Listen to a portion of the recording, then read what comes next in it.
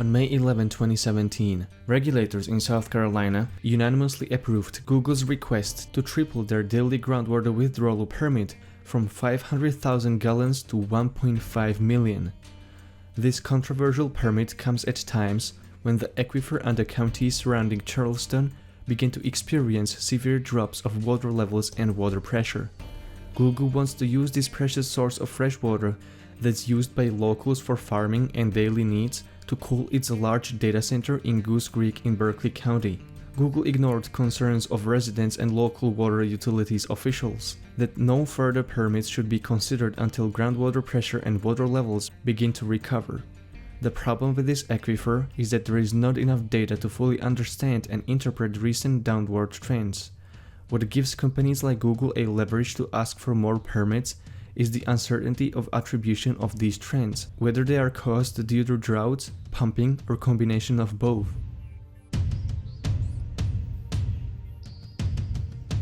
Aquifers are natural underground resources of fresh water that act as a sponge capturing the raining water beneath the soil instead of releasing it into the ocean or evaporation.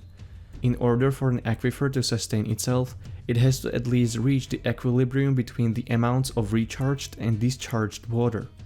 Aquifers are only renewable as long as rate of recharge and discharge equalize over time. However, several observations have been already made that suggest the critical level of the situation. The groundwater levels in the Charleston aquifer have declined from 126 feet above land surface prior to pumpage to 40 to 60 feet below land surface in 2015. Another proof of declining water levels is that many well sites are losing pressure and had to devote more resources to increase the power of their pumps or dig deeper to regain the water pressure. For example, 6 wells of Mount Pleasant waterworks are pumping at 400 feet below land surface, which significantly increases the costs for electricity needed to lift the water from these depths. To respond to the alarming state, South Carolina Department of Health and Environmental Control has designated Charleston, Berkeley, and Dorchester counties as capacity use area. In a capacity use area, each groundwater withdrawal exceeding 3 million gallons per month is requested to be reported to and gain permission from the South Carolina Department. Permitting expansion of groundwater withdrawal by Google poses a threat to many residents, fearing that they will be limited to increase their pumpage to support their daily needs in the future, while trends show that Carolina aquifers clearly responded accordingly to multi-year droughts of 1998 to 2002 and 2007 to 2008, it has been observed that where users transitioned from groundwater to surface water, water levels in those aquifers began to see recovering trends. Wells that had experienced these droughts but have not recovered are the ones where pumping continued increasing. The threefold increase of groundwater withdrawal by Google will inflict an exponential stress on the aquifers in coastal South Carolina. Even if the groundwater in the aquifer prove to be able to sustain excessive withdrawals, ever-declining water levels will put costly barriers to entry for small and middle-sized users. This will essentially transfer ownership of South Carolina water to the ever-enclosing circle of elites, because ordinary people will not have enough financial means to tap into the water resource that used to be publicly available on free-to-all basis. To estimate how much groundwater there is in Carolina aquifers, a study by the U.S. Geological Survey and the South Carolina Department of Natural Resources was set to be completed by 2019, a date for which Google refused to wait despite calls by the local community around Charleston to not allow further permits until groundwater levels begin to rise again or sufficient studies are completed. The talks for regulations were being delayed for 15 years and have been coincidentally closed within 3 months at nearly the same time as Google permits came to be okayed in May. And while Google's public relations staff vehemently claims they want to collaborate with the community, they refuse to disclose any details on how much fresh water they collect in South Carolina and how they treat it during and after use under trade secrecy. What Google did confirm, however, is that they are never going to return the water back to the aquifer, but dump it into the sewers. Google will reuse some groundwater, but it will still incur losses due to evaporation. No used water will be processed to be returned to recharge the aquifer. Another issue with this controversial permit is that Google already uses 4 million gallons of tap water a day to cool its Goose Creek data center in Berkeley County. With increasing average temperatures in the region and potentially more frequent and severe future droughts, diminishing surface water resources might lead Google to expand its permit to make up for the losses should the supply of tap water drop. This is a likely scenario if no regulations are implemented in the meantime to protect the groundwater, so that it continues to serve the needs of general users and farmers and not just single conglomerates. Google refuses to accept their withdrawals have any substantial impact on the sustainability of the aquifer.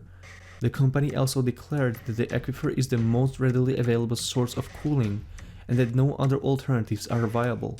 But the real reason Google went for South Carolina in the first place is the low cost of electricity in the region and virtually no price tag and regulations for tapping into groundwater sources. You see, data centers spend staggering amounts of electricity. Just in the US, data centers consume as much electricity as produced by roughly 10 nuclear power plants. What's most controversial about this is that more than 90% of this energy is not used to power computation. On average, only 6 to 12% of the electricity coming to the data centers is used. The rest is being dumped as waste simply because most of the processors are idle majority of the time. The wastefulness of the data center industry is so severe that its 76 billion kilowatt-hours energy input from the grid in 2010 outperformed paper industry by nearly 10 billion kilowatt-hours. It was the computer technology that was supposed to be a green alternative to paper, but Google proves it's not the case. This is because data centers of these reckless companies are not designed to conserve the energy as long as they don't have the incentives to do so. In addition to wasting vast majority of electricity flow from the grid, data centers also use banks of diesel generators and thousands of lead-acid batteries to ensure against grid failure. However, most of this energy is not needed and is therefore wasted because data centers hold redundant data on their hard drives, even if they are no longer in use by consumers. More than 75% of trillions of gigabytes of data are being created by ordinary consumers. This number is estimated to be even much higher for Google because the company's business model relies on generating and collecting users' private information to be shared and sold for marketing purposes. You need to realize that Google is no longer a technology startup and they are not making revenue from selling products that have a creative value. Google has transformed itself into an advertising platform that offers marketers and retailers auctions to place their bids for people's private and personal information. Similar to stock exchange and trading strategies of the Wall Street banks, Google engages in high-frequency trading to always find the highest bidder willing to pay the most for invading your privacy. And thus Google participates in depleting freshwater resources that could have been used by ordinary citizens for drinking or farmers to grow food, only to deliver targeted advertisements and politically biased search engine algorithms.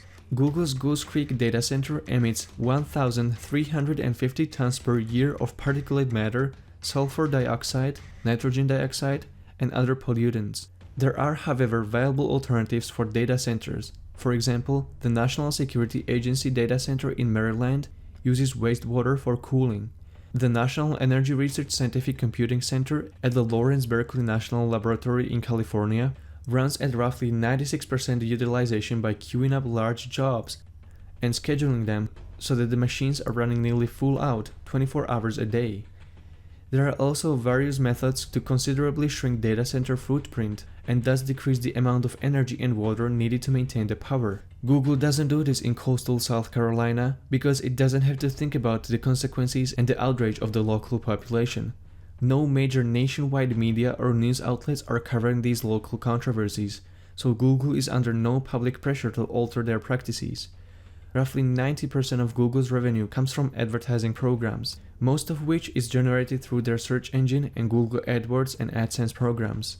If you want Google to feel the pressure and stop them from making profit off of your life to fund their reckless business strategies, you can start using search engine alternatives like DuckDuckGo, Quant, or StartPage, and install uBlock Origin on your browser of choice to block Google's ads and trackers. Great alternatives to Chrome browser that will not share your data with Google are Firefox, icecat, and Brave browser. If you are using Gmail, You can switch to private encrypted email providers like ProtonMail, Tutanota, or Postio, who will never share your data with advertisers or government spies. I talk about all of these alternatives and other essential methods how you can stop Google along with other corporate monopolies like Facebook or Amazon from making you part of their unsustainable business model. Google keeps stepping over the line with their privacy-violating algorithms and constitutional collaboration with government spies around the world to help them build mass surveillance, constant tweaks to their search engine algorithms to filter web content, and political censorship of dissenting opinions. And now they are going to drain precious sources of fresh water in a century during which water is bound to become the scarcest commodity on Earth. My only question is Google now too big to fail? Can they do whatever they want and they will always be given a pass? If you feel like this message is important, share this video with your friends and comment below whether some kind of action needs to be taken to put Google in check. If you are from South Carolina or other areas where Google drains freshwater resources, please do leave your thoughts in the comment section. I created this channel to use Google's own algorithms against them and expose their and other big corporations' dirty practices.